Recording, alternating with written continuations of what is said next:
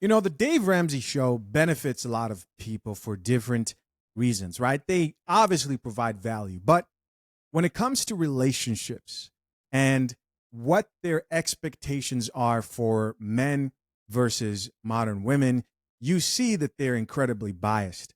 This video highlights a couple where a man is asking the woman for a prenup, and just look at how the woman here reacts to the future husband requesting a prenup. He's making $85,000. I'm sorry. Get off your high horse. Yep. I'm sorry. Your little ego is so inflated. You're not even making six figures, dude. I've been dating my boyfriend for about a year now, and we're starting to talk about marriage. He's Australian, and basically we were talking about finances, and he would want to keep them like completely separate. He earns like a little over double what I earn. He just bought his first house as well. And it concerns me. He also mentioned maybe wanting me to sign a prenup. And I just feel not secure maybe marrying and having kids with somebody who feels, you know, finances should be 100% separate. So we were talking about it last night, actually, and he was saying, well, I don't believe that it would be our money, you know, if we were married. What I earn is like my money. So it'd be his house, his money, and you just get the privilege of living there at a discounted rate. Is that what this future looks like? Basically, I don't think he sees it that way, but you guys are about to share a bed. You're going to have kids and share genetics that are running around in front of you. Like you're sharing every other part of your life. And yet you have to Venmo him for Outback Steakhouse? It's a business relationship, not a romantic, you know what I mean? Not a partnership. This is insane.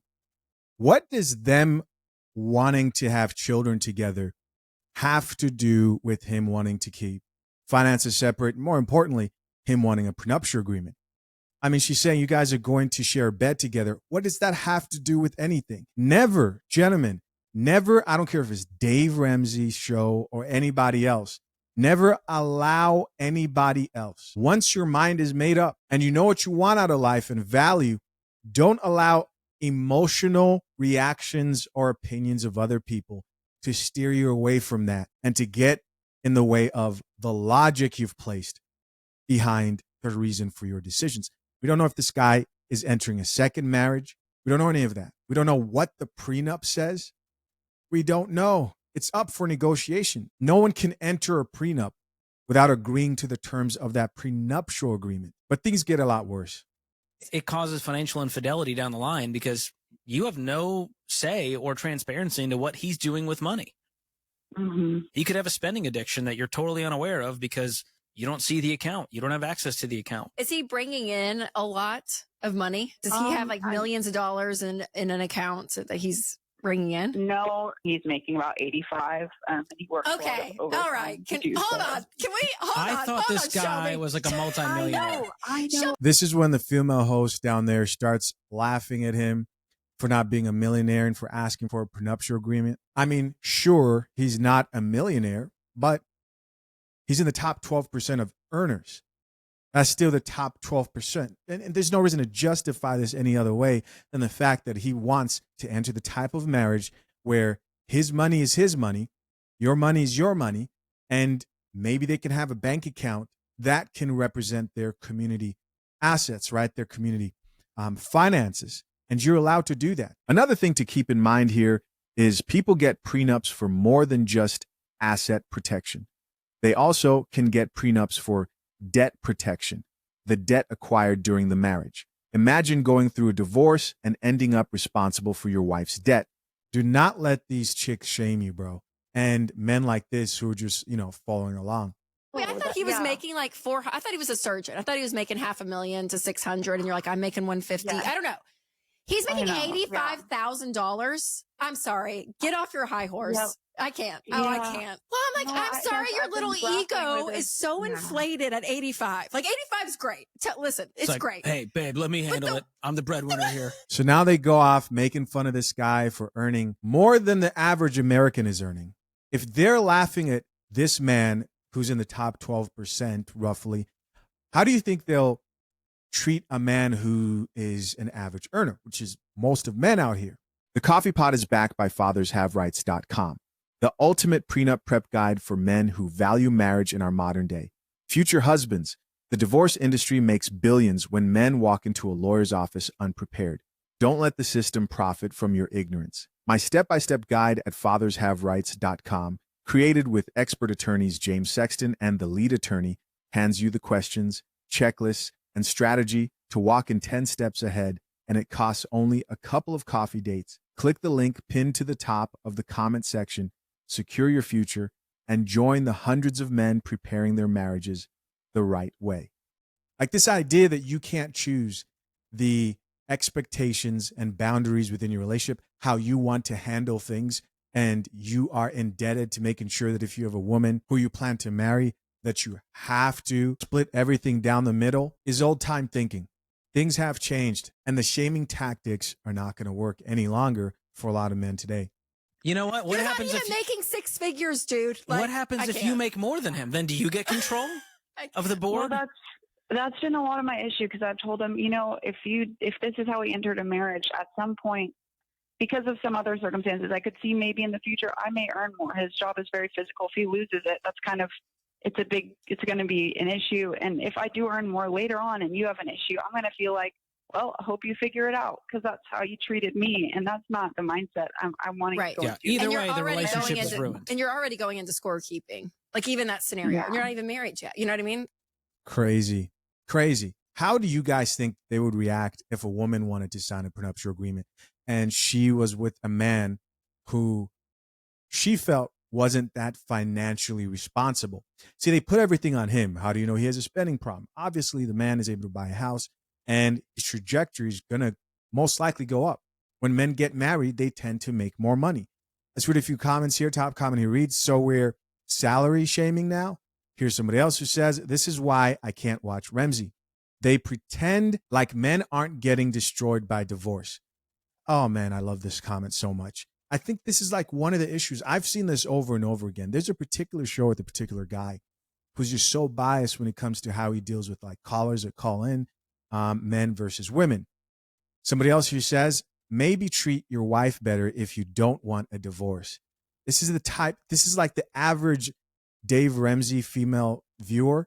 They view it all as if something is wrong, it's most likely the man's fault. From what I've seen, they are the audience of happy wife, happy life. Again, this man is right. They pretend like men aren't getting destroyed by divorce.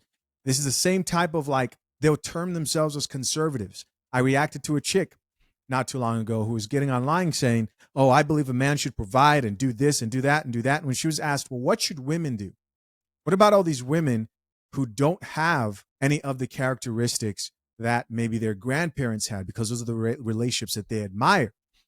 She couldn't name off anything that a woman is expected to do.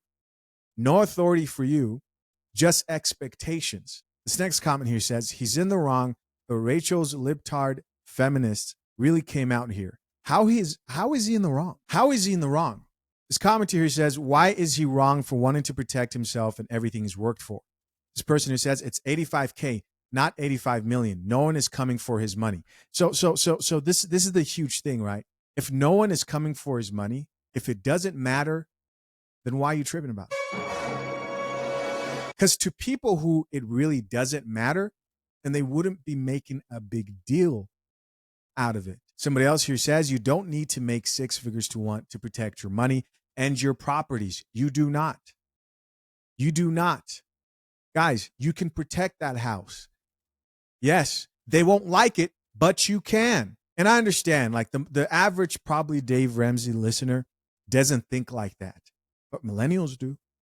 Yes, Gen Z is definitely signing more prenups, even in Canada. Check this out. Good morning. Welcome back to Morning Live. Younger Canadians are placing a stronger emphasis on financial transparency and protection from the outset. Julia Fogarty is an associate lawyer joining us this morning on Morning Live. Good morning. Thank you so much for having me, Rick. And you know what? I completely agree. Yeah. Gen Z are about 21% above the national average when it comes to prenuptial agreements. They listen to the horror stories. They're not going to pretend like they don't see the destruction that happens due to divorce. Well, let's start from the ground floor. What is a prenuptial agreement? All right, we're not going to get into that. This is also happening. I saw this video talking about how millennials are signing more prenups. Millennials are getting married later than any other generation, and age isn't the only thing setting them apart. More are signing prenuptial agreements. Reporter Julia Fellow explains why many call it a no-brainer. Simply put, more millennials not only want to keep what they've earned, but protect themselves from debt. It's not the most romantic thing to think about. A survey found that more than half of all matrimonial lawyers have seen an increase in millennial prenups. Family law attorney Greg Hildebrand explains why millennials may look at marriage different. Millennials are looking at this like a business agreement more.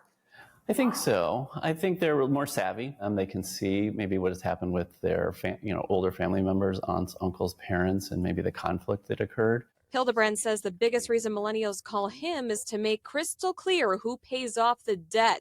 Debt's harder to divide than assets are. Bride-to-be Erin Lowry says that she signed her prenup because she owns a business, and her fiancé has student debt they plan to pay off after their wedding. But the way my lawyer put it, which I really love, is that everyone has a prenup. It's the law of your state. But by actually going through the process of signing one and creating one yourself, you're taking the power back. Yeah.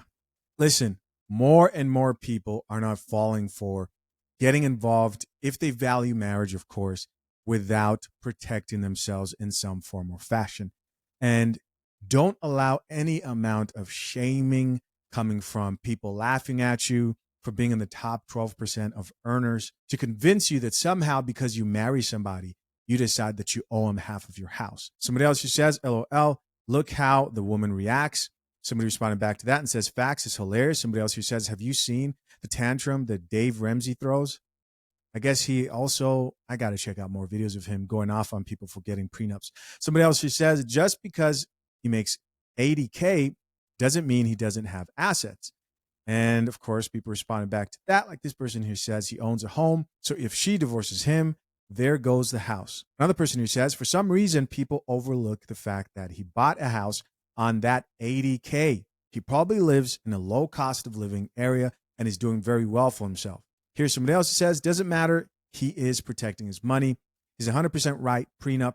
And so guys aren't falling for it. And I know these are probably younger guys. Well, I'm sure Dave Ramsey gives great advice when it comes to finances for those who have the goals that his audience have financially. This here was just terrible. Drink the coffee, it'll make you feel better. It was just terrible. Hey guys, as always, I appreciate you checking out yet another episode of the Coffee Pod. To my currently engaged or soon to be married men, if you need a prenup and would like a guide that shows you how to get a solid and legally binding prenuptial agreement, hit the link pinned to the top of the comment section and access your guide at fathershaverights.com today.